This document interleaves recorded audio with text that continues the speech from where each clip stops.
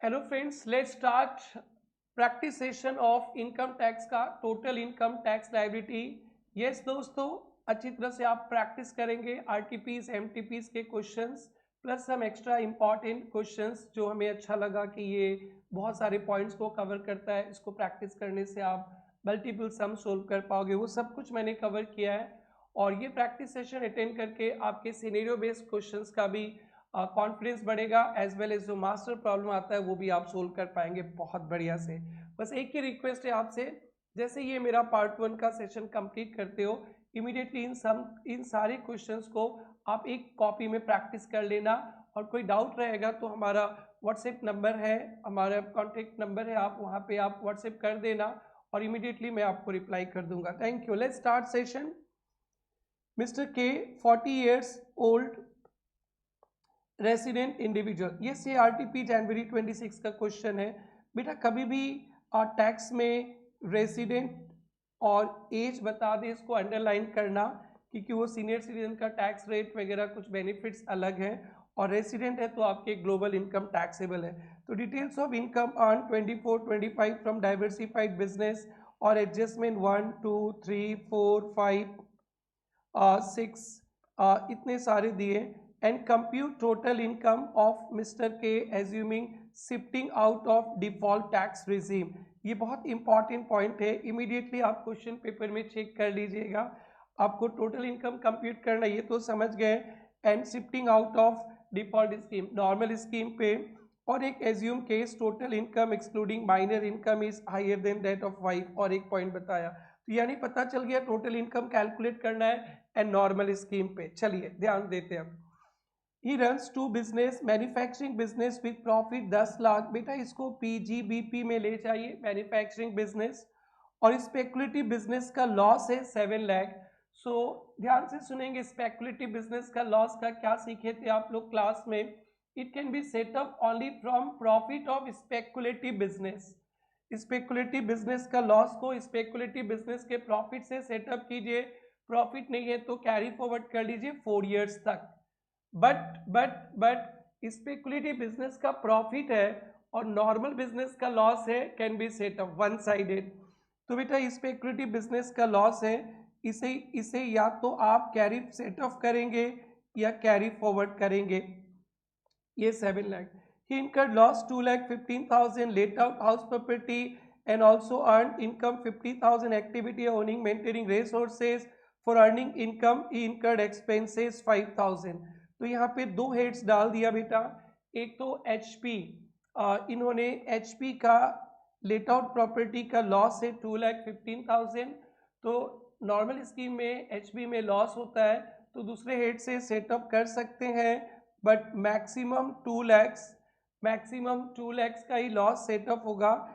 इन्होंने setup carry forward related question से set किया, ओके 2 लाख, एंड बाकी का 15,000 आप कैरी फॉरवर्ड कर देंगे 15,000। And also earn income of owning and maintaining horse race. बेटा own and maintaining race horses, own and maintaining race horses ये अदर सोर्सेज में आता है। अदर सोर्सेज में 50,000 का इनकम है और खर्चा हो गया 5,000। सो 50,000 का माइनस 5,000 तो 45,000 अदर सोर्सेज में आएगा। इसको कैजुअल इनकम नहीं मानेंगे, ये नॉर्मल अदर सोर्सेज का है। हाँ, अगर कहीं लिखा रहेगा winning from horse races, winning from camel races, तो हॉर्स रेसेस ये सब रहेगा, रेस कोई भी रेस का, तो उसे आप लोग कैजुअल इनकम और 30% टैक्स रेट पे ले जाएंगे। ये normal income from race horse other sources पे। सो पॉइंट 2 भी हो गया दोस्तों। ये earn short term capital gain, short term capital gain from equity shares 10/5 STT पे तो 111A का, and long term capital loss from other assets 15/10। So दोस्तों शॉर्ट टर्म कैपिटल गेन तो STCG आ ही जाएगा, but long term capital loss है ये set off only from LTCG। तो दोस्तों इसको भी आपको कैरी फॉरवर्ड करना पड़ेगा। सो पॉइंट 3 CG का था। Point 4 Mr K took divorce from his wife April 24 पे डिवोर्स ले लिया and the custody of minor son given to Mrs K. तो यहाँ तक दो बात आपको याद हो गया होगा कि सर डिवोर्स पे प्रॉपर्टी ट्रांसफ़र होता है वाइफ हस्बैंड के बीच, तो क्लबिंग नहीं होएगा। और यहाँ पे बच्चा को, माइनर बच्चा को जो पेरेंट मेंटेन करेंगे, सारा इनकम उन्हीं पेरेंट के हैंड में क्लबिंग होगा। तो दोस्तों ये क्लबिंग का है। Following divorce he transferred ownership of house property to wife and during financial year property generated 5 लाख। हाउस प्रॉपर्टी के केस में आपको बताया गया था डीम्ड ऑनर एचपी चैप्टर में, जब वाइफ हस्बैंड के बीच प्रॉपर्टी ट्रांसफर होता है तो क्लबिंग वाला प्रोविजन नहीं देखते, वहां पे एचपी में डीम्ड ऑनर का कंसेप्ट था। बट डीम्ड ऑनर का कंसेप्ट में भी बोला था हस्बैंड ने वाइफ को, वाइफ ने हस्बैंड को प्रॉपर्टी ट्रांसफर किया घर in connection with living apart, divorce में तब वो डीम्ड ऑनर नहीं होगा। तो दोस्तों इस 5 लाख का ऑनर मिसेस के मानी जाएगी और मिसेस के हैंड्स में ही ये प्रॉपर्टी का इनकम टैक्सेबल होगा, मिस्टर के हैंड्स पे नहीं। Next, mister K deposits 50,000 cash every month in bank account of minor son. Minor son के अकाउंट पे के साहब 50,000 रुपया डिपॉजिट कर रहे हैं दोस्तों। During 24-25 interest 25,000 generated in his sons bank account. बेटा माइनर सन का इनकम कहाँ से आया वो नहीं देखना होता है। माइनर सन का इनकम जो भी होता है वो मॉम पॉप जिसका इनकम हायर होता है उसमें क्लब हो जाता है। बट अगर पेरेंट्स साथ में नहीं रहते हैं तो बच्चा को जो मेंटेन करता है उनके हैंड में क्लब होएगा। हाँ, माइनर खुद के टैलेंट से, खुद के स्किल से कमाएगा तो नो क्लबिंग, हैंडीकैप रहेगा तो नो क्लबिंग। तो यहाँ पे माइनर का इनकम पापा के पैसा से आया है वो मैटर नहीं करता है। माइनर को जो भी इनकम मिला है तो मम्मी मेंटेन कर रही है, मम्मी के हैंड्स में क्लब होगा, तो ये मिसेस के हैंड्स पे आएगा, मिस्टर के पे नहीं आएगा। तो 0.4 भी नहीं, 0.5 भी नहीं। Next, he also contributed 2 lakhs electoral trust. तो बेटा आपको याद होगा ATGGC, सी मतलब कांग्रेस का हाथ बताते थे, आम आदमी का हाथ कांग्रेस के साथ। सो डेट इज अगर इंडिविजुअल कोई इलेक्टोरल ट्रस्ट पॉलिटिकल पार्टी में डोनेशन देता है other than cash, only donation, तो उनको ATGGC में डिडक्शंस मिलेगा 2 lakhs का। Incurred expenses 30,000 advertisement brochure of political party. ये ब्रोचर वगैरह पे not allowed, only contribution to political party and electoral trust. तो बेटा ये आप ले जाएंगे ATGGC में डिडक्शंस 2 लाख रुपया का। And the last point, he authored an investment portfolio book and receive royalty 4,10,000। 4,10,000 का रॉयल्टी मिला है during 24-25 from publisher in Germany. तो बेटा ये भी इनकम फ्रॉम अदर सोर्सेस में आप डालेंगे 4,10,000, बट यहाँ पे आपको डिडक्शंस भी मिलता है। The royalty is calculated 16% book value of sale. He incurred 60,000 on expenses on earning income. तो इनकम अर्न करने के लिए 60,000 इन्होंने खर्चा किया है। तो 4,10,000 से 60,000 माइनस करेंगे। Out of total royalty 2,90,000 remitted by 31 August and balance remain in abroad till 30 सितंबर। तो जब अपन डिडक्शंस देखते हैं ना तब वो देखते हैं कि कितना रुपया वो भारत में लाया, उसके बेसिस पे डिडक्शंस मिलता है, समझाएंगे। अब हम लोग चलते हैं, टोटल इनकम का सम होगा तो पहले सैलरी देखना, सैलरी तो है नहीं, फिर उसके बाद हाउस प्रॉपर्टी देखना। हाउस प्रॉपर्टी में एक तो घर दिया था वो उनके हैंड्स पे आएगा नहीं, तो बेटा सिर्फ एक ही पॉइंट था वो HP का लॉस 2,15,000। सो देखेंगे HP का लॉस था 2,50,000,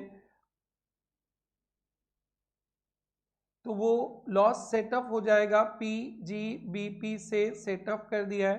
setup of loss from HP to the extent of 2 lakhs, तो HP इनका बन गया 0, और ये बताया कि वो 5 lakhs वो इन पे नहीं होगा, मिसेस के इज ऑनर, और तो 15,000 को आप कैरी फॉरवर्ड करेंगे, HP खत्म। फिर उसके बाद PGBP, फिर CG, फिर other sources. Income from business, manufacturing business का 10 लाख प्रॉफिट था, स्पेकुलेशन बिजनेस का लॉस था, इसको अपन कैरी फॉरवर्ड कर देंगे बेटा, कैरी फॉरवर्ड कर देंगे नेक्स्ट ईयर। इसे आप नीचे वर्किंग नोट में भी दिखा सकते हैं बेटा, मेन आंसर पे नहीं लिखकर, वर्किंग नोट 1, वर्किंग नोट 2। तो ये 2 लाख सेटअप हो गया, 8 lakhs। फिर आएंगे कैपिटल गेन बेटा, शॉर्ट टर्म कैपिटल गेन 50,000 था, और लॉन्ग टर्म कैपिटल लॉस था, तो long term capital loss will be carry forward, इसे भी वर्किंग नोट से ला सकते थे आप लोग, तो CG के नाम पे 50,000 बाहर। और बेटा अदर सोर्सेज में 4,10,000 का रॉयल्टी मिला था, 60,000 खर्चा, 3,50,000। इंटरेस्ट इनकम इनके हैंड्स पे नहीं आएगा, क्योंकि जो पेरेंट मेंटेन करता है उनके हैंड्स पे जाएगा। और owing and maintaining race sources 3,95,000 total आ गया, ये सब प्लस करके ये 45,000 था। ये GTI से ATGGC का डिडक्शंस तो डिस्कस कर लिए थे। 30,000 brochure of political party not eligible. Now बेटा रॉयल्टी इनकम का डिडक्शंस पे डिस्कशन कर रहे, ATQQB। सो बेटा रॉयल्टी इनकम का डिडक्शंस पे बताया गया था, list of the following, list of the following पे एक लिमिट है आपका, मैक्सिमम 3 lakhs का डिडक्शंस मिलता है यहाँ पे। और देखते हैं बेटा, आप 15% ऑफ वैल्यू ऑफ बुक से ऊपर का रॉयल्टी इग्नोर करेंगे, आपको 16% रॉयल्टी मिला है, 4,10,000, 16%। तो टोटल वैल्यू ऑफ बुक क्या होगा बेटा, वैल्यू ऑफ बुक जिस पे आपको रॉयल्टी मिला होगा 4,10,000 डिवाइडेड बाई 16%, 4,10,000 डिवाइडेड बाई 16%, यानी आपने जो बुक ऑथर किया उसका वैल्यू था 25,62,500, इसका 15% ही मैक्सिमम रॉयल्टी देखेंगे, 15%। सो इन 15% डिडक्शंस के लिए 25,62,500, दैट कम्स 384,375, ये मैक्सिमम इतने ही देखेंगे जो इंस्टीट्यूट ने डिवाइडेड बाई 16 into 15 किया। और amount remitted by till date of filing of annual return, so amount brought to India उससे ज़्यादा नहीं देखेंगे, तो अमाउंट ब्रॉट टू इंडिया बता दिया था इन कन्वर्टेबल फॉरेन एक्सचेंज 290, तो डिडक्शंस के लिए 290 ही रॉयल्टी देखेंगे। एक तो 4,10,000 डिसक्वालीफाइड हो गया क्योंकि वो 15% से ज़्यादा नहीं हो सकता है, और दूसरा 2,90,000 क्योंकि जो रेमिट किया उससे ज़्यादा भी नहीं हो सकता, अगर रेमिट वो 4 लाख रेमिट कर लेता तो भी हम लोग 384,375 देखते, और इससे एक्सपेंसेस 60,000 माइनस करके 2,30,000 का डिडक्शन। तो बेटा ये बहुत अच्छा क्वेश्चन था, और ये सबके कंट्रोल ग्रिप का ही था, अंदर क्लबिंग था, डीम्ड ऑनर का कंसेप्ट था, और जो overall set of carry forward सब कुछ था। सो दैट्स इट, ये फर्स्ट क्वेश्चन डन। अब अपन चलेंगे दोस्तों प्रॉब्लम नंबर 2 पे, जिस पे you are required to calculate total income, tax liability, और कुछ इंडेक्सेशन CG वगैरह सब कवर्ड है। सो चलिए स्टार्ट करते हैं प्रॉब्लम नंबर 2।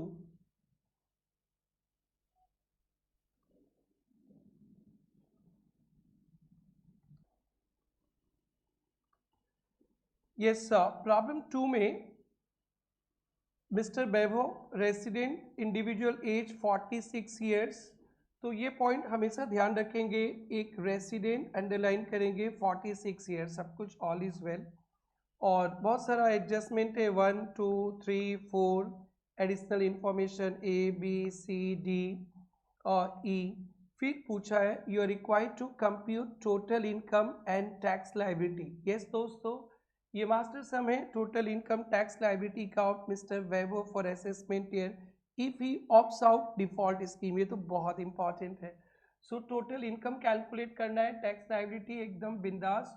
अपने नोट्स में 5 हेड्स का इनकम कैलकुलेट करेंगे, salary, HP, PGBP, CG, other sources, और डिडक्शंस भी अगर चाहे तो वर्किंग नोट में लेकर एक मास्टर शीट बना लेंगे टोटल इनकम का। आइए कुछ इंडेक्स नंबर्स भी दिए गए हैं। सो लेट्स स्टार्ट करते हैं, एक एक पॉइंट समझते हैं। Engage in business of plywood and sculpture and maintains books of account under 44 AB, books maintain करते हैं। He follows mercantile system of accounting, regularly files return, accrual basis है। Professionals वगैरह का कभी सम्स मिलता है तो कैश बेसिस होता है, थोड़ा ध्यान रखेंगे। The profit and loss for 31 March PL का ये बैलेंस है आफ्टर डेबिटिंग क्रेडिटिंग। ये PL में कुछ एडजस्टमेंट्स हुए हैं, ये सारे 1 2 3 4 इनको देखना है। Now during the year Bevo had taken professional service from lawyer in relation to business dispute. तो लॉयर साहब से वो बिजनेस डिस्प्यूट रिलेटेड कोई सर्विस लिए, legal fee 1 lakh, tax has been deducted on time. So TDS का चक्कर था कि आपको डिडक्ट करना है और ड्यूरिंग प्रीवियस ईयर डिडक्ट करने से चलेगा, और आपको डिपॉजिट करना होता है ऑन और before due date of filing of return of income, तो पूरा खर्चा अलाउड है। अगर आपने डिडक्ट किया, डिपॉजिट नहीं किया, या डिडक्ट भी नहीं किया, डिपॉजिट भी नहीं किया, तो प्यार से 30% डिसअलाउड होगा। फिर बाद में डिडक्ट करके पे करोगे तो बाद में अलाउड हो जाएगा। सो डिडक्ट तो किया but did not deposit within due date, so TDS was later deposited 15 November 25। So बाद में आपने डिपॉजिट किया 15 नवंबर 25 को। सो तो आपका रिटर्न भरने का डेट तो के बाद आपने डिपॉजिट किया है। सो अभी आपको 30% डिसअलाउड कर दिया जाएगा। तो 1 लाख रुपीज़ का 30% that is 30,000 will be disallowed. फिर नेक्स्ट ईयर वो 30,000 अलाउड हो जाएगा। तो यानी 51,42,000 के इनकम पे 30,000 डिसअलाउड। आइए एक एक पॉइंट आंसर से मिलाते चलेंगे दोस्तों।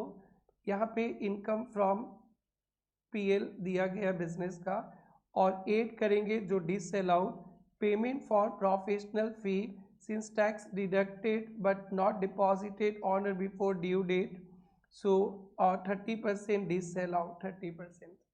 सो एकदम टेंशन नहीं लेना बेटा, एक एक आइटम पे आपको मार्क्स मिलेगा। सो एकदम बिंदास, एक एक पॉइंट एकदम ठंडा कूल दिमाग से सोल्व करना। Bevo had renovated his office by engaging service of his brother as existing office premises became very old, required refurbishment. The total payment made for renovation 2,50,000, market value 1,50,000। So दोस्तों याद होगा 48 to related persons को access payment करेंगे तो disallowed हो जाएगा।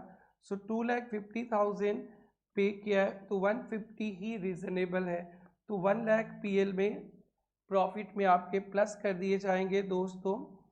Payment for renovation office unreasonable, brother को payment किया 48 टू रिलेटेड पर्सन पे है, तो ये प्लस हो गया 1 लाख। सो कूल दिमाग रखेंगे, टेंशन नहीं लेना। ये एडजस्टमेंट राइट कुछ मार्क मिलेगा, ये एडजस्टमेंट राइट मिलेगा, ऐसे करते करते 99% तो राइट ही कर देंगे आप लोग। बस मेरा ऑडियो क्लिप जो टेलीग्राम चैनल पे शेयर किया गया है, रैपिड रिविजन बुक, उसे पढ़ के ही बड़े बड़े सम्स प्रैक्टिस कीजिएगा तो जल्दी से आप रिकॉल कर पाएंगे। He purchase goods worth 30,000 from Vishnu and company micro enterprises on March 1, 25। ये MSME वाला थोड़ा सा इम्पॉर्टेंट है, ध्यान देंगे। According to written agreement the payment was to be made by 5 April. So बेटा MSME का पेमेंट का वही डेट था बेटा, अगर एग्रीमेंट के हिसाब से होना चाहिए और मैक्सिमम 45 डेज ही हो सकता है, अदरवाइज 15 डेज के अंदर पेमेंट करना होता है।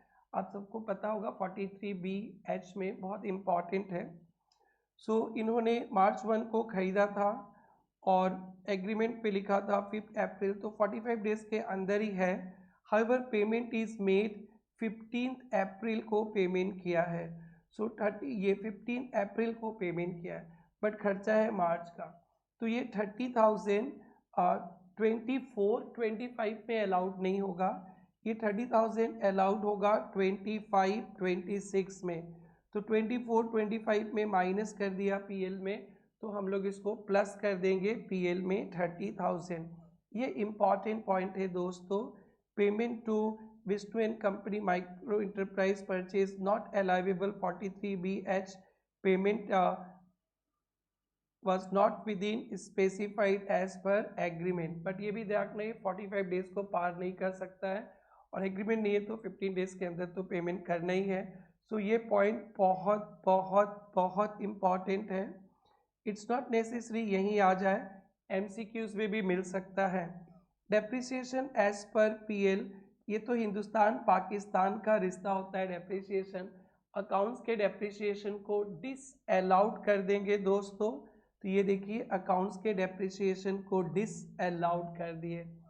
वाओ, देखिए तो देखते देखते 0.4 तक का सफ़र समाप्त हुआ। आपको पैनिक नहीं करना एग्ज़ाम पे। सो मेरी जो ये प्रैक्टिस सेशन हो रहे हैं, 2-3 क्लासेस होंगे और जीएसटी का तो एक ही क्लास में मैंने बहुत सारे सम सोल्व कर दिया। सो ज़रूर से master problems of GST and master problems of income tax आप मेरे साथ यूट्यूब पे आके प्रैक्टिस कीजिएगा, सुनिएगा, समझिएगा अच्छी तरह से और इमीडिएटली कॉपी में लिख के प्रैक्टिस कीजिएगा। बिलीव मी, एक एक एक्सप्लेनेशन आपके दिमाग में रिकॉल होगा, हिट होगा एग्ज़ाम पे, क्योंकि मैं हर एक पॉइंट पे डिटेल एक्सप्लेनेशन के साथ पढ़ा रहा हूँ। यही जो पॉइंट ट्रीटमेंट है वही नहीं, इसका और भी क्या क्या ऑप्शंस हो सकता है, प्रोविजंस है, उसे डिटेल्स में। बेटा नेक्स्ट एडिशनल इंफॉर्मेशन पे चलते। As per restructuring agreement with the bank, the bank has converted unpaid interest 6 lakh new loan account repayable 20 annual equal installment, first installment March 20. Bevo claimed the entire interest of 6 lakhs while computing business income। दोस्तों ये भी 43B का है। Bank वगैरह का interest on loan के बारे में भी बोला गया था, पेमेंट बेसिस पे ऑन और बिफोर ड्यू डेट ऑफ पे रिटर्न, फाइलिंग ऑफ रिटर्न के अंदर पेमेंट करना है। तो यहाँ पे क्या किया, अनपेड इंटरेस्ट को लोन में कन्वर्ट किया। तो स्पेसिफिक डिस्कशन किया गया था अनपेड इंटरेस्ट को लोन में कन्वर्ट करना नॉट पेड, तो ये डिडक्शन नहीं होगा। हाँ, जब ये लोन का रीपेमेंट करोगे, लोन का जब रीपेमेंट करोगे तब मान लिया जाएगा इंटरेस्ट पेड हुआ।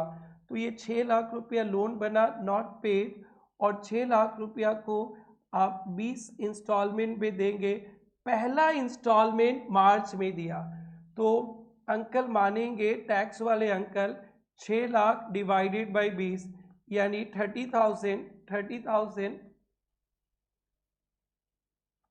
30,000 पेड हुआ मार्च में।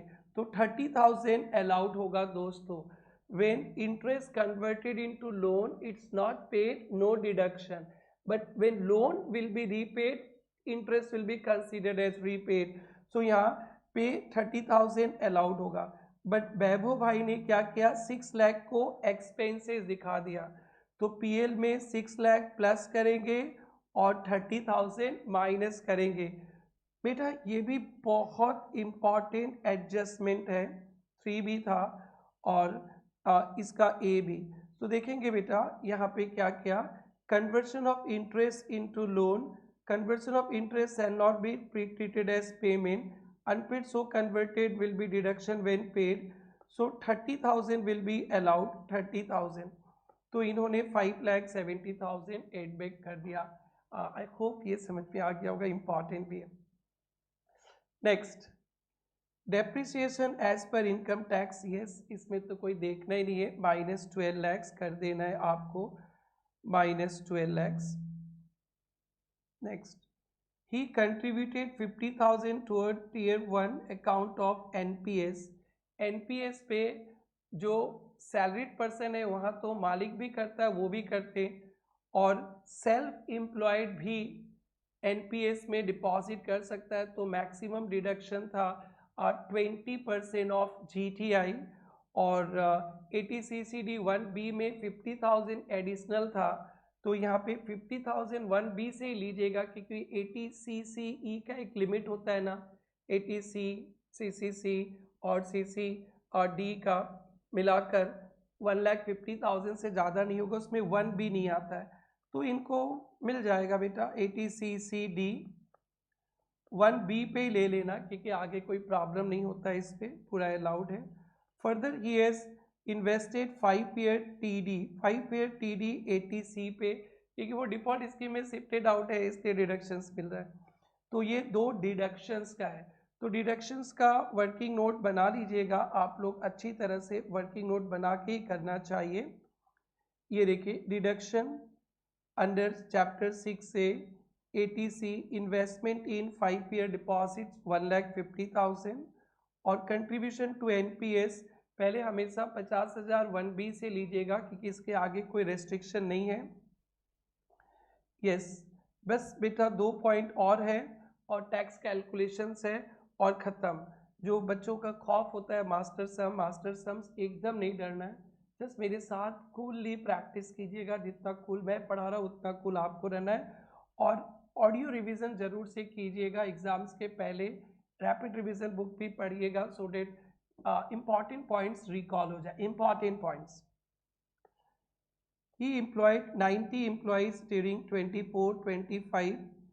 The details are number of employees 20, 25, 30, 15. Date of employment 1st April, 1st May, 1st August, 1st September. Regular, casual, monthly emoluments 24, 500, 26, 500. The the regular employed participate in RPF while casual do not. बेटा अपने ATJJA में एक deductions का नाम सुनते थे, employment पे आपको डिडक्शंस मिलता है 30% ऑफ एडिशनल वेज, आपको डिडक्शंस मिलता है, प्रोवाइडेड आप बुक्स ऑफ अकाउंट्स ऑडिट वगैरह हो, तो ऊपर बताया गया था।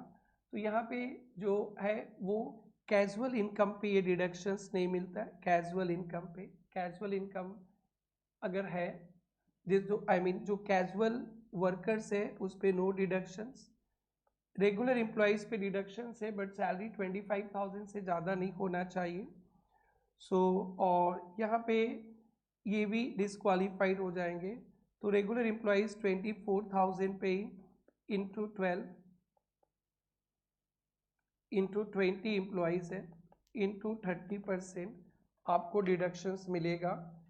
24,000 इंटू 12 इंटू 20 इंटू 30%, 17,28,000 का डिडक्शन मिलेगा। डिडक्शन अंडर सेक्शन 80JJAA 17,28,000, इसका नोट्स भी थोड़ा अच्छा से पढ़िएगा। एडिशनल एम्प्लॉय कॉस्ट का डिडक्शन है, since casual employee do not participate in recognised provident fund, additional employee नहीं होगा। 30 रेगुलर एम्प्लॉय 1 अगस्त को तो क्वालिफाई तो करेंगे, बट उनके मंथली एम्यूलमेंट्स 25,000 है, तो ऑनली 20 एम्प्लॉयज़ पे डिडक्शंस मिलेगा। यस, सो अब हम लोग चलते हैं next point, point number E। Mister Vaibhav had sculpture in form of capital asset, yes capital asset है, acquired in Jan 2015 for 1,80,000. Later on 23-24 started sculpture business converted into capital asset in stock in trade. तो बेटा जब capital asset को stock in trade बनाते हो तब CG होता है, और इसका टैक्स लगेगा जिस साल आपने कैपिटल एसेट्स को बिजनेस से बेचा, तभी टैक्स लगेगा।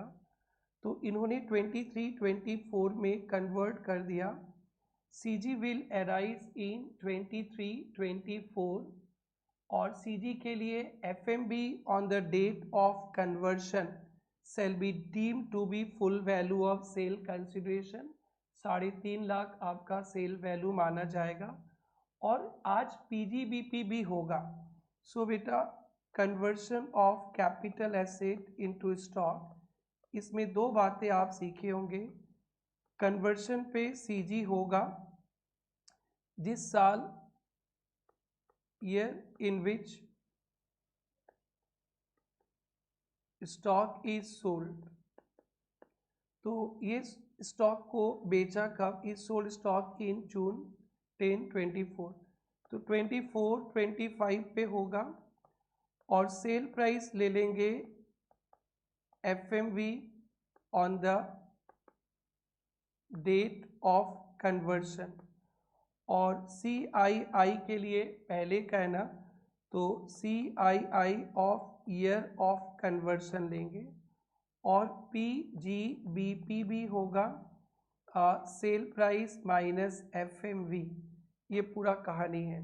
सो he sold stock in trade 5 lakh, FMV 3 lakh, no entry made of conversion in sale, इसका कोई एंट्री नहीं हुआ, यानी PGBP नहीं आया। तो पहले PGBP कर लेते। आपने 5 लाख में बेचा, 3.5 लाख था, तो 1,50,000 PGBP में प्लस होगा। सो पहले आपको PGBP में payment receive from sale of stock converted from capital assets 1,50,000 plus करना है। नाउ CG कैलकुलेट करने के लिए आपको सेल प्राइस चाहिए, तो सेल प्राइस है 3.5 लाख लेस ICA चाहिए 23 जुलाई 24 के पहले हैं। सो ICA index cost of acquisition, cost of acquisition कितना में खरीदे थे आप, 1,80,000, 1,80,000 डिवाइडेड बाई जिस साल खरीदे थे उस साल का इंडेक्स नंबर, आपने खरीदा था 14-15 पे, 14-15 का इंडेक्स नंबर 240, यहाँ पे 240, और जिस साल कन्वर्ट किया, इसमें गलती मत करना, FMB CI of year of conversion 25-26 का मत लिख लीजिएगा, पेपर सेटर उल्लू बनाने के लिए, और 24-25 का मत लिखिएगा, दे देंगे। ईयर ऑफ कन्वर्सन 348, यहाँ पे आप लोग 24-25 का नहीं लिखिएगा, गलती कर लेते हैं। सो 1,80,000 divided by 240 into 348, 2,61,000 minus 3,50,000, so 89,000 LTCG। सो दोस्तों ये आपका कंप्लीट होने जा रहा है LTCG। आप लोग वर्किंग नोट से कैलकुलेट करके डाल सकते हैं ATCG, और ये GTI आ गया 62,77,000 और डिडक्शंस में कोई प्रॉब्लम नहीं था 43,49,000। अब टैक्स कैलकुलेशन बहुत आसान होता है और टैक्स लायबिलिटी ऑफ वेवर नॉर्मल स्कीम पे ही है।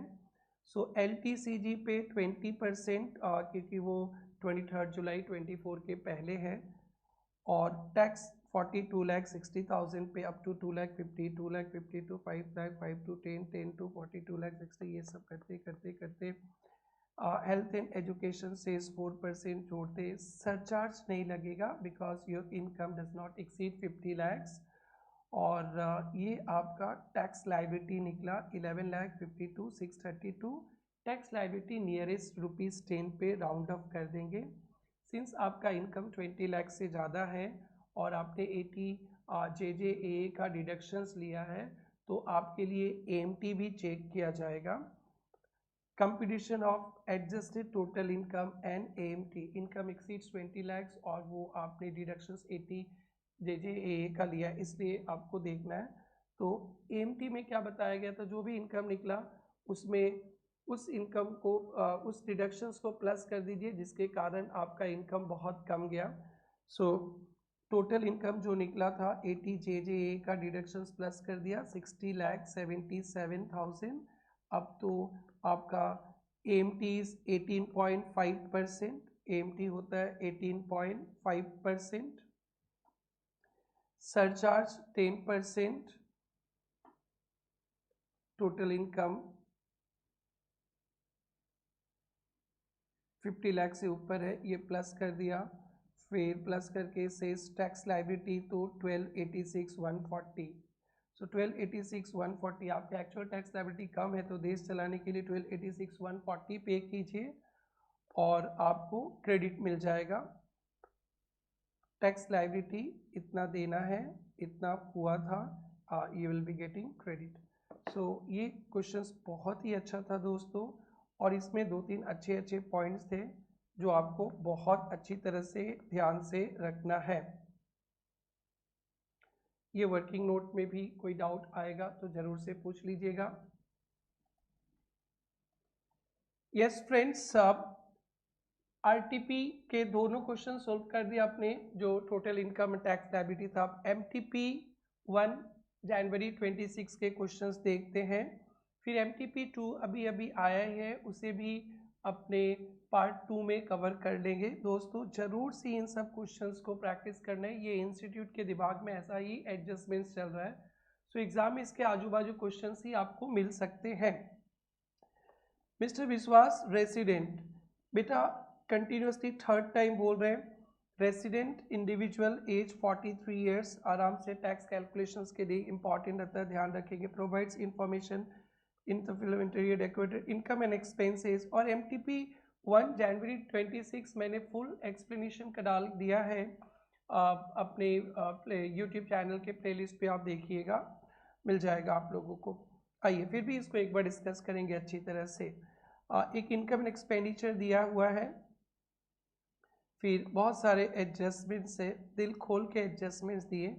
Compute total income tax liability of Vishwas for 25-26 assuming he has opted out of default scheme.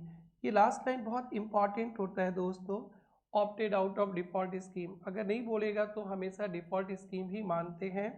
Total income and tax liability आपको देखना है।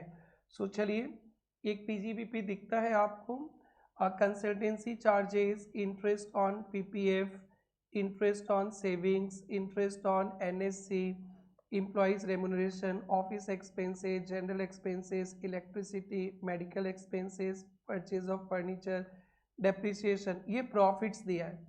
बेटा यहाँ से देखकर ही कुछ आप लोग पहले ही डिसाइड कर लेंगे। इंटरेस्ट ऑन पीपीएफ तो एग्जेम्प्ट होता है, पीजीबी में प्लस हो गया तो इसे पीजीबीपी से माइनस कर देंगे। Interest on savings bank account, ये अदर सोर्स का आइटम है, यहाँ पे प्लस हो गया तो यहाँ से माइनस करेंगे, और सेविंग्स अकाउंट है तो यहाँ पे आपको डिडक्शंस भी मिलेगा। ATTTA का 10,000, अगर पोस्ट ऑफिस से होता है तो एग्जेम्प्ट भी होता है 3,500। नेक्स्ट है इंटरेस्ट ऑन NSC, ये भी अदर सोर्स का आइटम है, certificate for third year. So third year का पैसा आपको तो मिलता नहीं, वो री इन्वेस्टमेंट हो जाता है, फिर ATC में डिडक्शन, तो इसे ध्यान देंगे।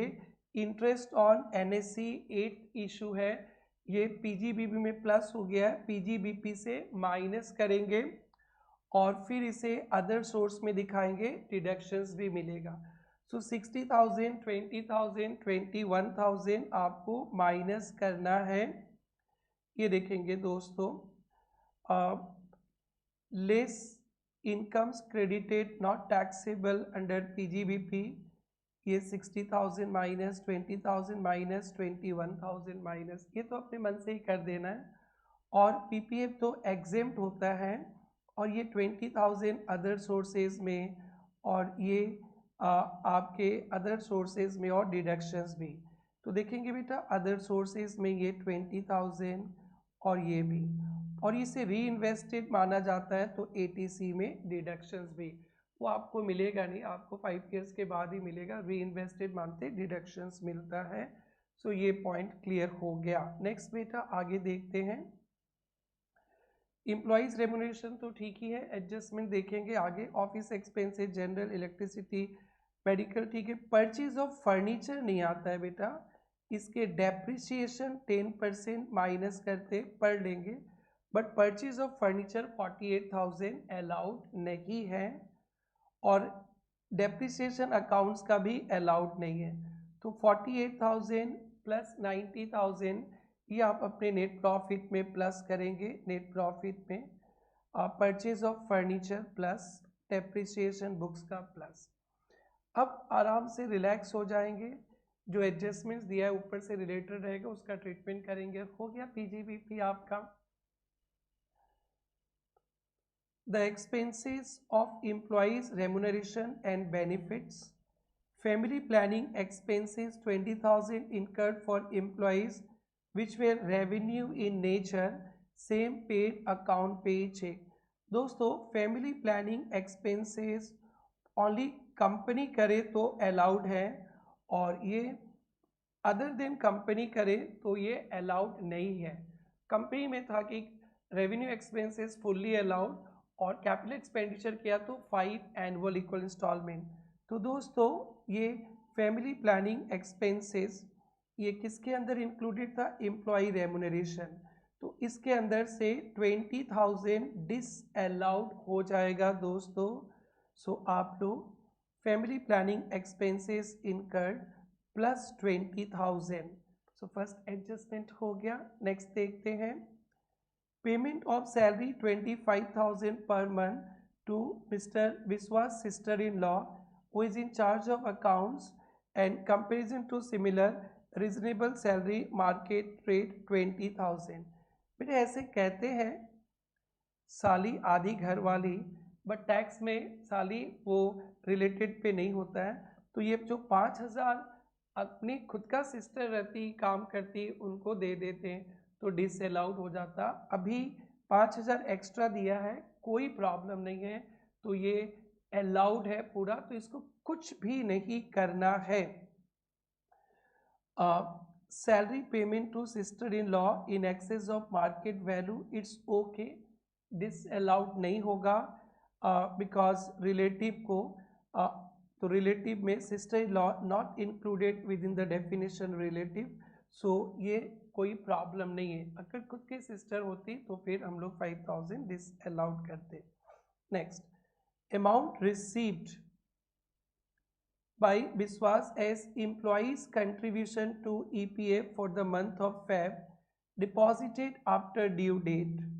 So दोस्तों ये हम लोग पढ़ते हैं जब हम लोग अपने स्टाफ से पीएफ का कंट्रीब्यूशन लेते हैं, तो जब कंट्रीब्यूशन लेंगे तो हमारा इनकम में प्लस हो जाता है और ड्यू डेट नेक्स्ट मंथ के 15 तारीख तक डिपॉजिट करने से फिर माइनस हो जाता है।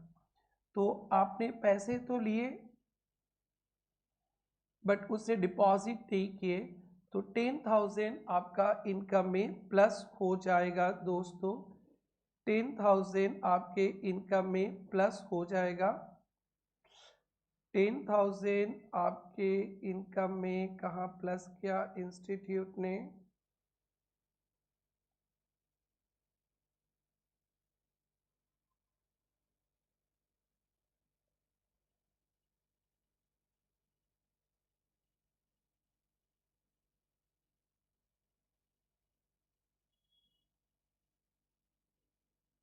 Yes, employees contribution to PF आपके इनकम में 10,000 plus sum receive by SEC from employees income मानते एंड अगर पीएल में नहीं डाला था तो इनकम मान लेंगे।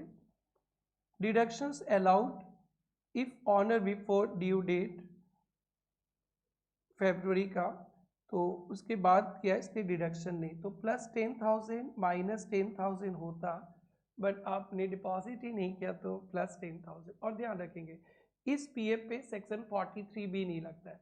43B जो पीएफ का पैसा पे आप कंट्रीब्यूट करेंगे खुद के पॉकेट से तब 43B लगे, वो आपका खर्चा है। ये तो अपने स्टाफ से काट के डाल देते हो तो आपका इनकम में नहीं है, एक्सपेंसेस भी नहीं है, फिर ड्यू डेट के अंदर नहीं डालने से पनिशमेंट होता है, प्लस करके रख देते। आइए नाउ मेडिकल एक्सपेंसेस 80,000 ऊपर दिया था क्या? यस दिया था। इसमें was incurred for treatment of father, तो ये तो पर्सनल एक्सपेंसेस हो गया, डिसअलाउड। इस फादर सीनियर सिटीजन है and not covered by health policy account पे चेक। तो बेटा 80D में डिडक्शंस दिला सकते हैं 50,000 का। तो पहले मेडिकल एक्सपेंसेस के नाम पे प्लस कर देंगे 80,000 और एक वर्किंग नोट बनाएंगे डिडक्शंस का। तो जहाँ पे deductions medical expenses of father deductions allowed कर देंगे। नॉर्मल स्कीम इसलिए, अगर डिफॉल्ट होता तो डिडक्शंस ही नहीं मिलता। General expenses appearing in income expenses include 25,000 paid to Angeline 5th January को commission for securing work, new client payment was made without TDS, so आप 30% disallowed हो जाएगा without TDS है तो, क्योंकि यहाँ पे बताया है gross professional receipt last year 50 lakh से ऊपर है, तो इंडिविजुअल हब तभी TDS में फंसते हैं जब last year turnover exceeds 50 lakhs and business के केस में 1 करोड़। सो 52 lakhs है तो 30% डिसअलाउड देखने मिलेगा विदाउट TDS। नेक्स्ट, यहाँ तक बिल्कुल ही आसान था बेटा। Written down value of depreciable assets 1 April, professional books पे 40%, कंप्यूटर पे 40%, 36,000 एंड 35,000 का 40%, 14,000 ये अलाउड हो जाएगा, 36 एंड 14। सो दोस्तों डेप्रिसिएशन में कोई प्रॉब्लम नहीं है। और एक फर्नीचर का पॉइंट है। Next point, the new furniture as appearing in I was purchase 31 August को। 180 डेज से ज़्यादा होने से फुल हो जाता है बेटा, 180 डेज और मोर। 179 डेज तक रहेगा तो हाफ, तो ये फुल मिलेगा। And put to you same day 29,000 paid in cash. So बेटा 10,000 से एक्सेस पेमेंट होना होता है तो स्पेसिफाइड मोड बैंकिंग चैनल से। तो ये आपके फर्नीचर कितने रुपए के खरीदे थे 48, उसमें से 29 गया और 19,000 पेड बाय अकाउंट पे चेक एंड एज बैलेंस, तो 19,000 पे ही आपको डेप्रिसिएशन मिलेगा, ये जीरो हो जाएगा। सो 19,000 पे 10% 1900, ये भी आसान एडजस्टमेंट था दोस्तों, बहुत कॉमन था ये।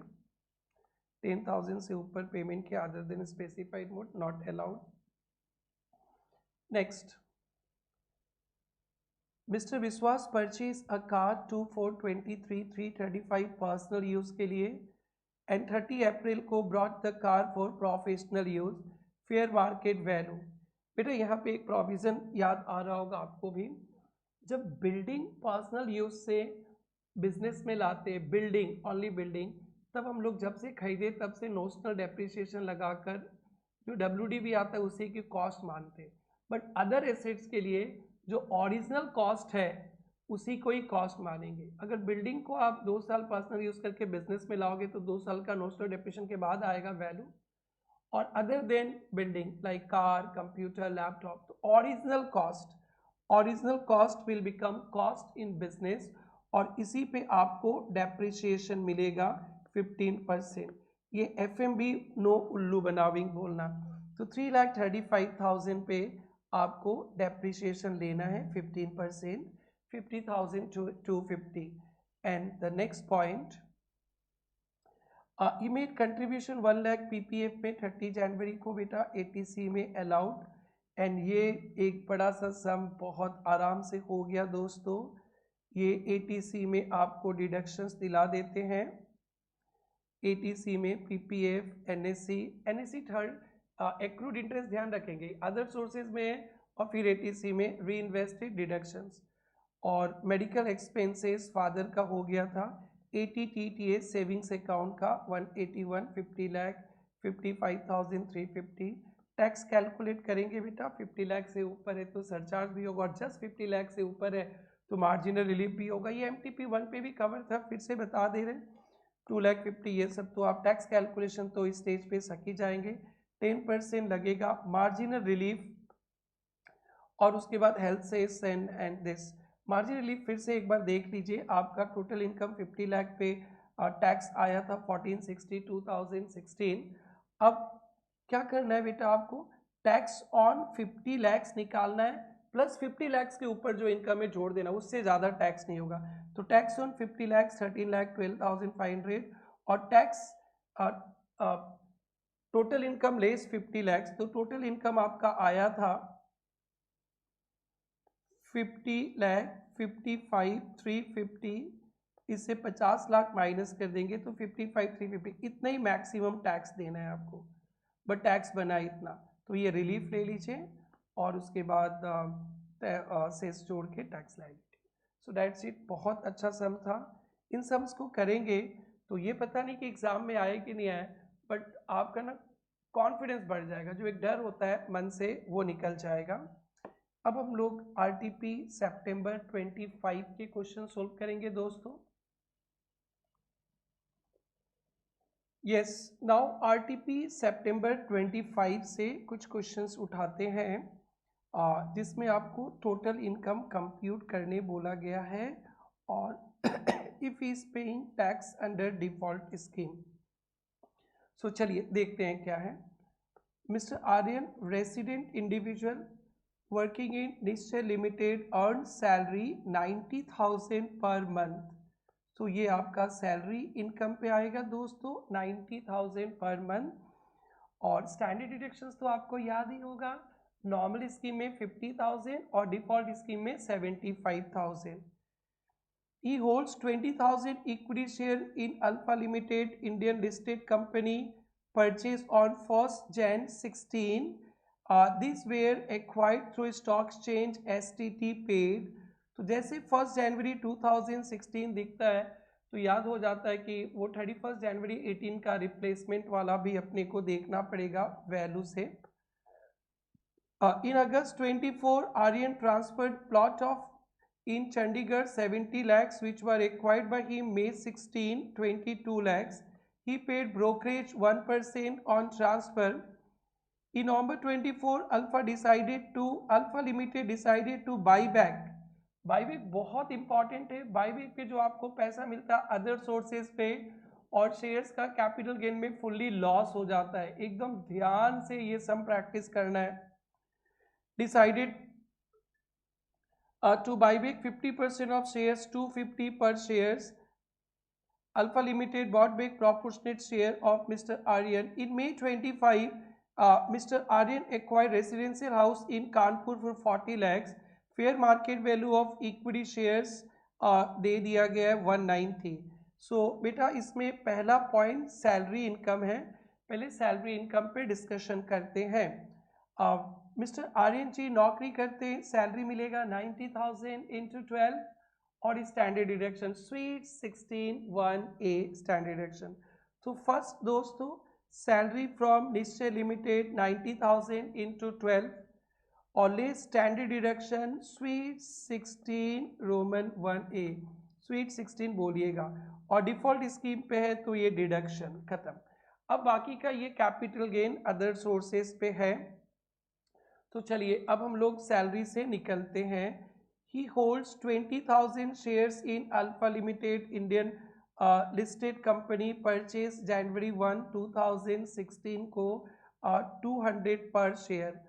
तो उन्होंने 1 स्वीट 16 को कितना शेयर्स खरीदा था, 20,000 शेयर्स खरीदा था और at the rate 200।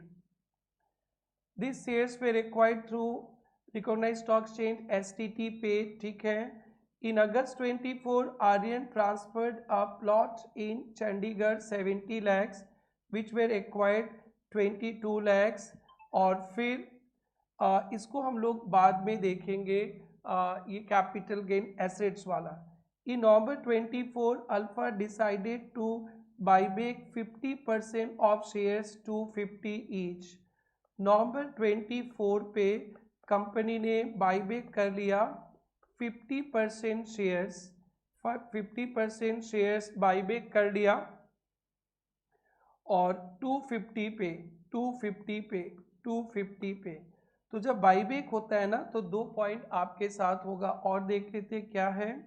Proportionately in May 25 Aryan acquired house बड़ी बाद में FMV जनवरी 1 18 का 180 और FMV 1/1/18 का कितना है बेटा 190। यस, नाउ बाईवेक पे ट्रीटमेंट बताया था आपके लिए, एक बार कैपिटल गेन होगा और अदर सोर्सेज। बाईवेक पे जो भी मिलेगा आपके लिए अदर सोर्सेज हो जाएगा दोस्तों।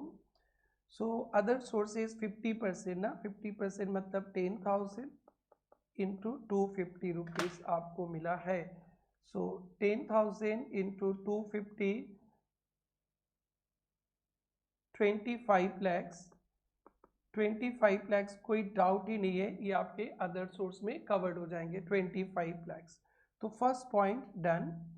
25 लैक्स अदर सोर्सेज में। इनकम फ्रॉम अदर सोर्सेज, इसे डिविडेंड ऑन बाईबैक बोलते, ये 25 लैक्स। सीजी भी होगा बेटा, सीजी भी होगा। Full value of sale consideration nil मानेंगे।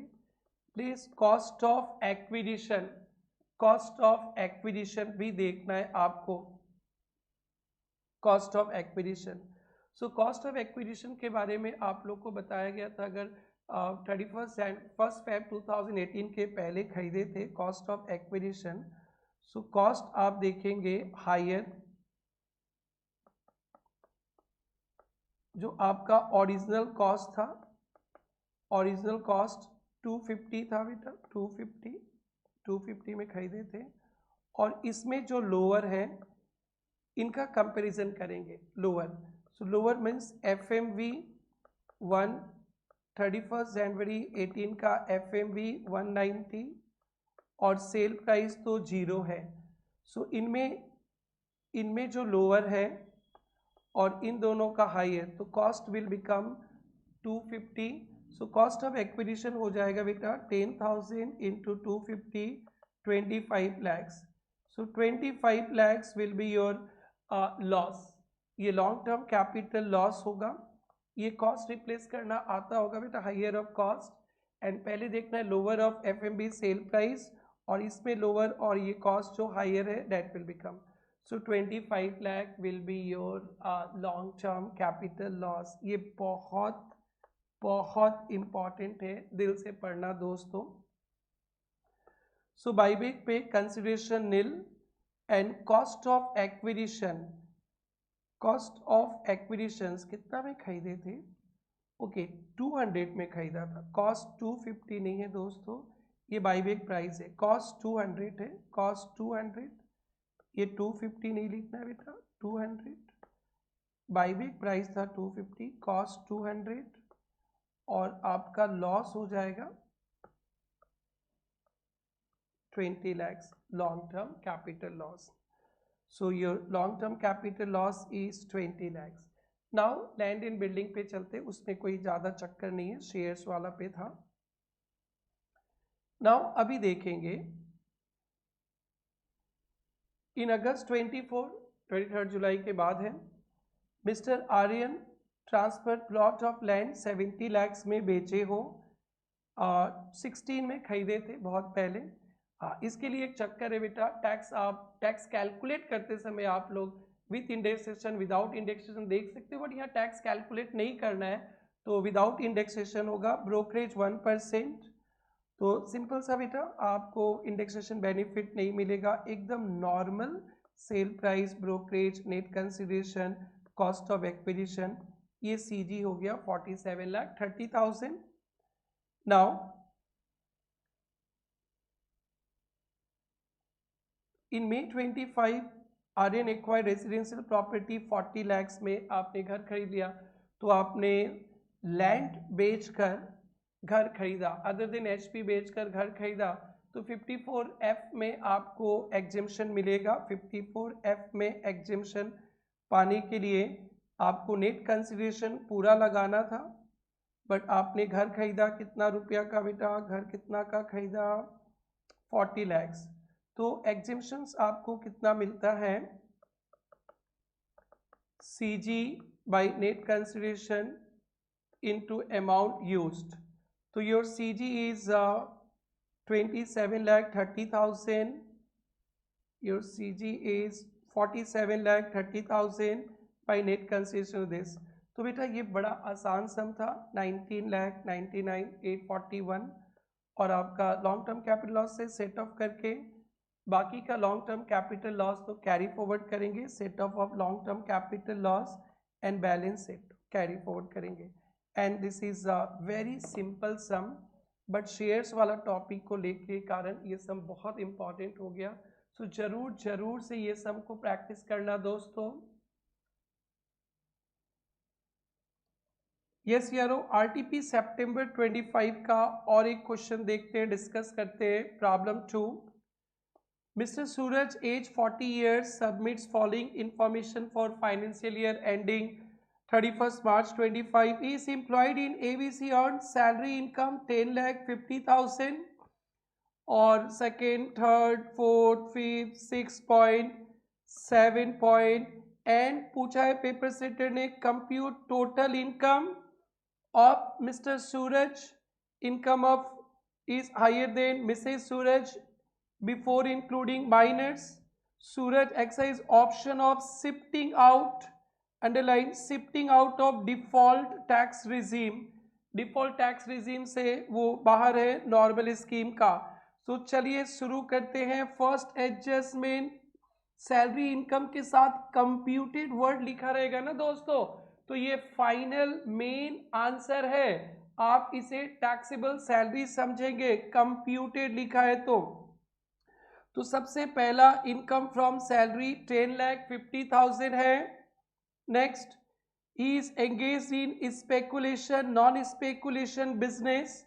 ही earn profit of speculation business 60 and loss of non speculation business 40।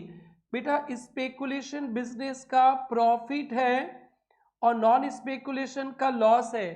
तो अपने सेटअप में पढ़े होंगे नॉन स्पेकुलेशन बिजनेस का लॉस स्पेकुलेटिव प्रॉफिट से सेटअप होगा, वन साइडेड है, बट स्पेकुलेटिव बिजनेस का loss can not be set of from non speculative profit. तो ये तो नॉन स्पेकुलेशन का लॉस है, सेटअप कर दो भाई 40,000। So income from business speculative profit loss setup करके 20,000।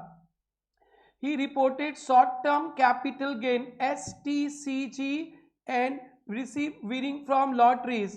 तो बेटा ये STCG और ये अदर सोर्सेज में चला जाएगा। तो STCG 80,000 और फिर अदर सोर्सेज कहाँ हो तुम? Income from other sources, winning from lotteries. Next Point 3. Point 4. He has brought forward long-term capital loss. दोस्तों long term capital loss only LTCG से सेटअप होता है। अब तो LTCG है नहीं तो इसको बाय बाय कर दो, बाहर से ही धक्का मार के नेक्स्ट ईयर ट्रांसफर कर दो। सो long term capital loss cannot be can be set up only LTCG, so it is carry forward. So बाहर से ही साइड कर दिया इनको। नोट्स जरूर से लिखना पड़ेगा।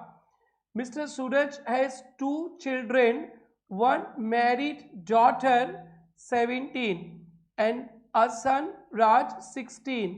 2 माइनर चाइल्ड है, एक मैरिड और एक सन है 16 ईयर्स। तो माइनर बच्चा का कोई भी इनकम होता है तो मम्मी पापा जिसका इनकम हायर है क्लब कर देंगे और छोटा बच्चा समझ के 1500 छोड़ देंगे रे। ट्रिंग टिंग टिंग।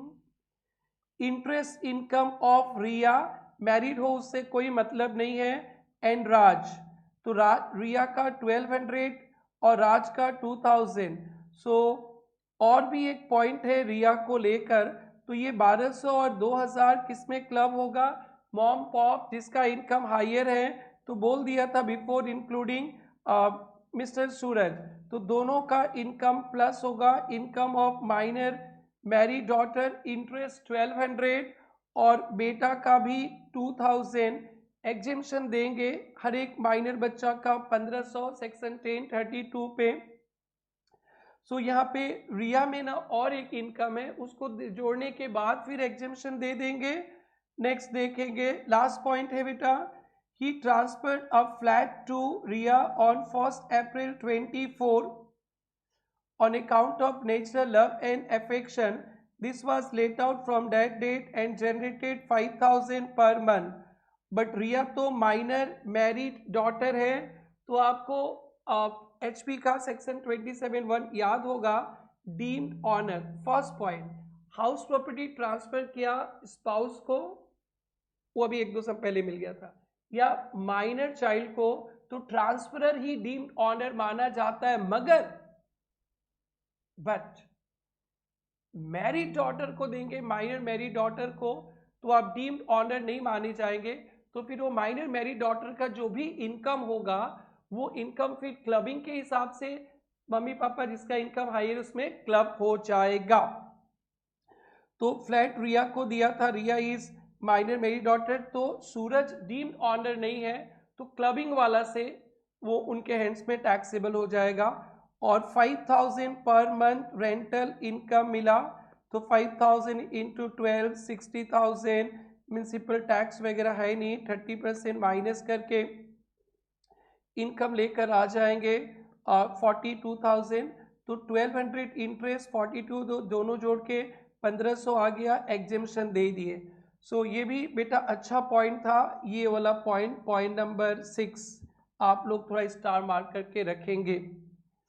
Mister Suraj paid medical insurance premium 22,000 during financial year to insure his health, तो डॉक्टर सेक्शन 80D में deduction, spouse dependent children, children पे डिपेंडेंट होना पड़ेगा। And additionally he paid 33,000 mother, तो 33,000 भी मदर वाला भी अलाउड है। 67 सीनियर सिटीजन है तो 50,000 तक जा सकते हैं बेटा, इनका limit. Who is not dependent on him, so बेटा पेरेंट्स डिपेंडेंट हो या नॉट डिपेंडेंट मैटर नहीं करता, चिल्ड्रंस मस्ट बी डिपेंडेंट, ध्यान रखेंगे। ही also incur 20,000 medical expenses of पापा are not able, not dependent, no matter, not covered, तो ये भी डिडक्शंस मिलेगा। बट 50,000 के अंदर ही contributed 6,000 central government health scheme, ये अपने पे होता है, ये भी अलाउड है। तो 80D का डिडक्शन थोड़ा तगड़ा दिया है, बट ऐसा क्वेश्चन आपने किया है, टेंशन नहीं लेना। Deductions 80D, medical insurance premium अपना अलाउड है, सेंट्रल गवर्नमेंट हेल्थ स्कीम में भी अलाउड है, बट 28,000 अलाउड नहीं होगा, ओनली 25,000। और फिर मेडिकल प्रीमियम मदर का 33,000 अलाउड है, पापा का एक्सपेंसेस अलाउड है, बट 53 नहीं 50 अलाउड है। सो 75,000 80D में आपको डिडक्शन मिलने वाला है। सो दैट्स इट, ये भी सम आसान था। नाउ चलते हैं बेटा प्रॉब्लम नंबर 3 पे। प्रॉब्लम नंबर 3 थोड़ा सा बड़ा है, बट आराम से करेंगे, no problem. So problem 3, now get ready for problem 3 दोस्तों। यस, P3 चलते हैं, बहुत बड़ा सम है P3, आइए आराम से देखते। Mr Shubhajit resident individual, underline करेंगे रेसिडेंट इंडिविजुअल, और एडजस्टमेंट 1 2 3 4 5 6 कुछ एडिशनल इंफॉर्मेशन भी दिया गया है, ABCDEF, एंड लास्ट में पूछा गया है आपसे compute total income tax payable by M after TDS TCS क्रेडिट। ये tax payable after TDS TCS ही होता है। इफ इज ऑप्टिंग आउट, ये पॉइंट तो बहुत इंपॉर्टेंट ही है ना, opting out of default tax regime. So चलिए दोस्तों देखते हैं। एंगेज इन मैन्युफैक्चरिंग, अंडरलाइन करेंगे, मैन्युफैक्चरिंग पे अगर एंगेज रहते हैं आप, PGBP वाले रहेंगे तो एडिशनल डेप्रिसिएशन को एक कंसेप्ट है। Spare parts of car follows mercantile regular files return PL account for the 31 March 25 बता रहा है 57,25,000 आफ्टर डेबिटिंग क्रेडिटिंग फॉलोइंग। आपका PL 57,25,000 बता रहा है डेबिट क्रेडिट के बाद, ये सब। During the year Mr Shubhajit purchase a plant and machinery 55 lakhs का, for which he took a loan from schedule bank. So आपने प्लांट एंड मशीनरी परचेज किया 55 lakhs का बैंक से लोन लेकर। सो इंटरेस्ट ऑन लोन के बारे में बताया गया, अप टू यूज तक का इंटरेस्ट कैपिटलाइज होता है और उसके बाद का इंटरेस्ट को PL में चार्ज करते हैं। लोन लिया 1 मई 24 को, rate of interest 11%, asset acquired 1 जुलाई को, यूज किया है 1 सितंबर को। The entire interest is debited to PL। ये थोड़ा सा गड़बड़ कर दिया आपने, पूरा इंटरेस्ट पीएल में चार्ज कर दिया। तो देखेंगे बेटा इंटरेस्ट कितना होगा, 55 लाख पे 11% में से, सो 11 मंथ्स का इंटरेस्ट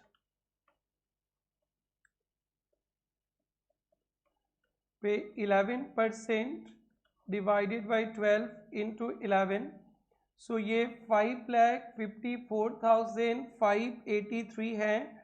इसमें से अप टू यूज पीएल में नहीं जाएगा, अप टू यूज तो भैया कैपिटलाइज हो जाएगा। सो कौन कौन सा मंथ का, 1 मई से लेकर 1 सितंबर, यानी मई जून जुलाई अगस्त, 4 मंथ्स का इंटरेस्ट, 4 मंथ्स का इंटरेस्ट 55 लाख पे 11%, 4/12, सो 55 लाख पे 11% इंटू 4 डिवाइडेड बाई 12, ये जो इंटरेस्ट का अमाउंट आएगा उसे आप लोग पीएल में प्लस पीएल में चार्ज नहीं कर सकते।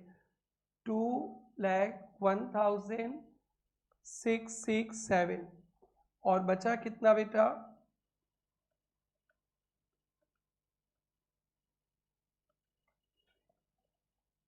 3,52,916, ये ओके अलाउड है पीएल में, ये अलाउड नहीं है। इसे हम लोग पीएम के साथ प्लस करेंगे, पीएम के कॉस्ट में प्लस करेंगे। तो इन्होंने क्या किया, पूरा इंटरेस्ट पीएल में डेबिट कर दिया, this is not allowed. So 201,667 profit में प्लस करना पड़ेगा बाबू। So interest on loan plant and machinery में प्लस कर दिए, दिस इज 4 मंथ्स का। बहुत इंपॉर्टेंट एडजस्टमेंट है, ध्यान देना। नेक्स्ट, और इस पे एडिशनल डेप्रिसिएशन वगैरह मिलेगा, आगे देख लेंगे। On 1 April production manager working in factory of mister Sobhik took voluntary retirement, Sobhik paid 8 lakh compensation, वो 8 लाख पीएल में डाल दिया। तो वीआरएस में बताया गया था 1/5 ही अलाउड है 5 इंस्टॉलमेंट पे, तो 8 लाख है डिवाइडेड बाई 5, तो 1,60,000 अलाउड है, बट आपने तो 8 लाख माइनस कर दिया था, तो 6,40,000 डिस अलाउड हो जाएगा बाबू compensation. 6,40,000 1/5 voluntary retirement 1/5। So next point number 3 पे, Sovit purchase raw material from Kamal sons micro enterprise and Hitesh sons medium enterprise. Micro and small के लिए था, माइक्रो एंड स्मॉल के लिए था वो 43BH, तो यहाँ पे एक मीडियम भी डाल दिया, मीडियम के लिए 43BH वाला प्रोविज़न नॉट एप्लीकेबल है, और कमल माइक्रो है उसके लिए एप्लीकेबल है। अभी भी मिला था थोड़ा देर पहले, तो अपने पढ़े थे अगर एग्रीमेंट का डेट है तो ड्यू डेट के हिसाब से, अदरवाइज 15 डेज, और एग्रीमेंट का डेट भी रहेगा ना, ड्यू डेट डिसाइडेड, वो भी 45 डेज क्रॉस नहीं हो सकता है। सो एज पर लिखा रिस्पेक्टिवली ऑन 15 मार्च को, as per written agreement both payments have to be made 10th अप्रैल को, 10th अप्रैल को देना है। So with made payment 9th April, तो ये तो 45 डेज के अंदर का एग्रीमेंट के तो अलाउड है, 51,000 अलाउड। एंड ये उल्लू बनाने के लिए लिख देना, नो उल्लू बनाविंग, नो उल्लू, ये भी अलाउड है, और पहला वाला भी दे दिया, तो इसका कोई एडजस्टमेंट नहीं करना है, 51 टाइम पे दे दिया, और 75 का कोई टाइम लिमिट ही नहीं है। सो ये पेपर सेटर कितना स्मार्ट है देखो तो। Micro enterprise with in 45 days ठीक है, एग्रीमेंट विद इन 45 डेज ही होना चाहिए। एंड ये मीडियम इंटरप्राइज के लिए ध्यान रखेंगे, मीडियम इंटरप्राइज के लिए 43B payment only not applicable. So ये ओके था, पेमेंट बाद में करने से भी चलेगा, no problem. So next, he contributed 20% of basic salary on account of employee under pension scheme debited to PL। so बेटा 14% ऑफ सैलरी तक अलाउड है, 14%। सो बेसिक सैलरी का 20% स्टाफ के नाम पे पेंशन स्कीम पे डाल दिया। Basic salary 10 lakh, dearness allowance 40% of basic salary, retirement for benefit.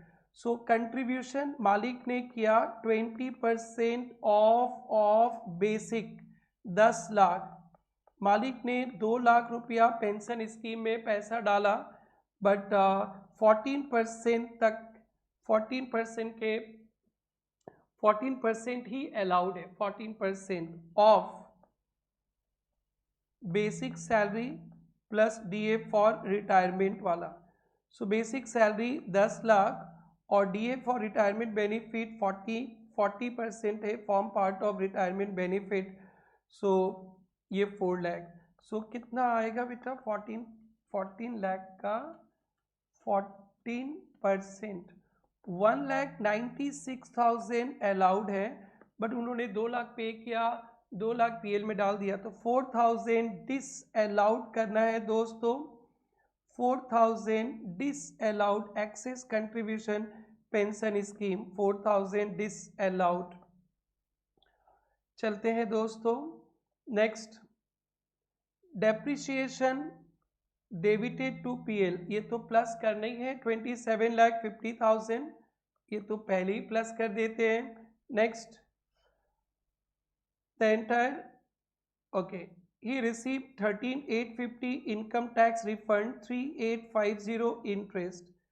तो बेटा आपने इनकम टैक्स रिफंड पीएल में प्लस किया, तो ये तो पीएल का आइटम ही नहीं है, और जो इंटरेस्ट मिलेगा वो अदर सोर्सेस में जाएगा। तो सबसे पहले पीएल से 13,850 माइनस करेंगे और अदर सोर्सेज में 3,850 दिखाएंगे। सो पीएल से income tax refund with interest minus, और अदर सोर्सेज जहां भी आपका होगा हाजिर हो, अदर सोर्सेज में इंटरेस्ट आएगा। इंटरेस्ट इनकम टैक्स जो आप देते हो वो डिडक्शन नहीं है, और रिफंड भी टैक्सेबल नहीं है दोस्तों।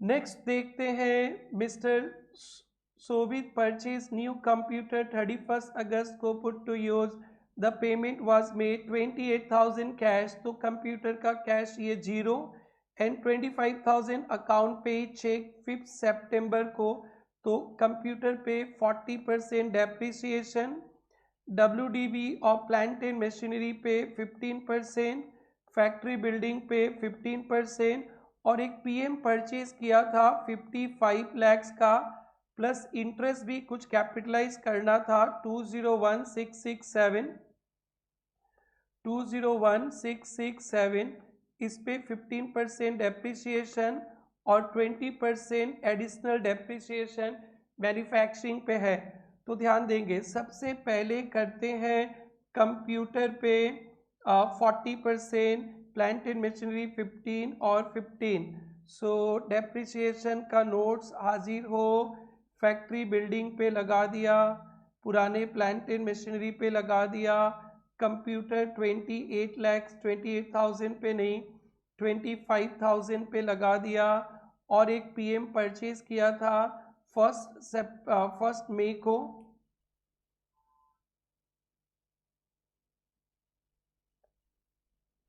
तो यहाँ पे 55 लाख प्लस वो इंटरेस्ट प्लस करके 57 लगे, 15%, और एडिशनल डेप्रिसिएशन भी आपको 20% मिलेगा इस पे। सो ये डेप्रिसिएशन नॉर्मल था, एडिशनल डेप्रिसिएशन। सो इंटरेस्ट का बहुत अच्छा एडजस्टमेंट दिया इंस्टीट्यूट, थोड़ा ध्यान से प्रैक्टिस करेंगे आप लोग। Now he paid 50,000 life insurance premium the life of father. बेटा फादर मदर के मेडिक्लेम पॉलिसी अलाउड है, लाइफ इंश्योरेंस प्रीमियम का डिडक्शन नहीं है, तो ये हटा दीजिए। He also paid 45 the life insurance life of married daughter. तो बेटा children dependent, not dependent, married, unmarried सब अलाउड है। 45 सम एश्योर्ड का 10% से ज़्यादा नहीं होना चाहिए। तो 80C में life insurance premium of marriage daughter allowed है। 80C में चलते हैं। 80C फादर तो अलाउड नहीं है, और माइनर मैरिड डॉटर का 45,000 अलाउड है। On 110, he withdrew 1.5 crore cash from 2 current account maintained by PNB. So 1 CR से ऊपर रहने से TDS लगता है, तो TDS लगेगा 1 CR से ऊपर का अमाउंट 0.5 पे 2% TDS है, तो 0.5 CR पे। तो ये TDS उन्होंने काटा था आपके टैक्स लाइबिलिटी से, माइनस हो जाएगा। TDS काटा था उन्होंने टैक्स लाइबिलिटी से 194 and no to cash 50 lakhs पे 2%, 1 lakh आपके टैक्स लाइबिलिटी से माइनस हो जाएंगे। And we are in the last point दोस्तों, Mr. Sobit had sold a house on 30 March 22 and deposited long-term capital gain 25 lakhs in account within due date in that year। तो बेटा आपने पढ़े थे घर बेचकर घर खरीदना है तो अभी खरीद लीजिए, नहीं खरीदना है तो कैपिटल गेन अकाउंट स्कीम में डाल दीजिए और डालकर विद इन 3 years आपको नया घर खरीदना है। तो 25 लाख का एग्जेम्पशन 21-22 में मिल गया होगा, नज़र रखेंगे। ऑन 1 जुलाई ही सोल्ड, ये इस साल का है, 23 जुलाई के पहले है। House property in which he resides 1 crore पे बेचे हैं, ही इंडेक्सेशन मिलेगा। He earn long term capital gain without indexation 50 lakhs on sale of this property। so बेटा बिफोर 23 जुलाई है तो विदाउट इंडेक्सेशन का सवाल ही पैदा नहीं होता है। आफ्टर 23 जुलाई है उसके बाद होगा, तो विद और विदाउट का देखते हैं। On 5 January he withdraw whole money out of capital gain. So 22 से मार्च से जनवरी within 3 years capital gain से 25 lakh and invested 60 lakhs in construction. तो वो जो एग्जेम्पशन पहले 25 लाख मिला था वो रहेगा, बट आपने 25 लाख डाला था, यहाँ पे 60 लाख इन्वेस्ट किया है। The construction completed 23 March. The index cost of acquisition of new property 60 lakhs। तो यहाँ पे बेटा ये जो 60 lakhs का कंस्ट्रक्शन किए, पुराना कैपिटल गेन अकाउंट स्कीम वाला भी फायदा मिल जाएगा। 60 lakhs माइनस 25 lakhs, 35 एक्स्ट्रा लगाए जो नया प्रॉपर्टी बेचे, उससे भी बहुत अच्छा एडजस्टमेंट है दोस्तों। इसको आप लोग प्रैक्टिस में जरूर जरूर जरूर से रखिएगा। आइए एक्सप्लेनेशन देखिए। सेल प्राइस 1 करोड़, इंडेक्स तो करना ही है 23 जुलाई के पहले। Long term capital gain indexation मिलेगा। नाउ एग्जेम्पशन 54 में 35 lakhs। 35 lakhs कैसे हुआ, विद इन मार्च तक कर ही लिए थे, 25 लाख पुराना ले लिए थे, उसका टाइम पार हो रहा था और इसका, और तो फिर ये टैक्सेबल हो जाएगा 5 lakhs। तो ये पोर्शन का एग्जेम्पशन बहुत अच्छा है दोस्तों, अच्छी तरह से देखेंगे। नाउ भगवान जी के आशीर्वाद से ये सम कंप्लीट हुआ। अब अपन देखते हैं इसका टैक्स कैलकुलेशन। तो बड़ा आसानी होता है बेटा, और आपसे नॉर्मल स्कीम में बोला गया है टैक्सेबल इनकम हमेशा राउंडेड करना ₹10 पे। LTCG 5 lakhs पे 20%, बाकी सब पे लगा दिया।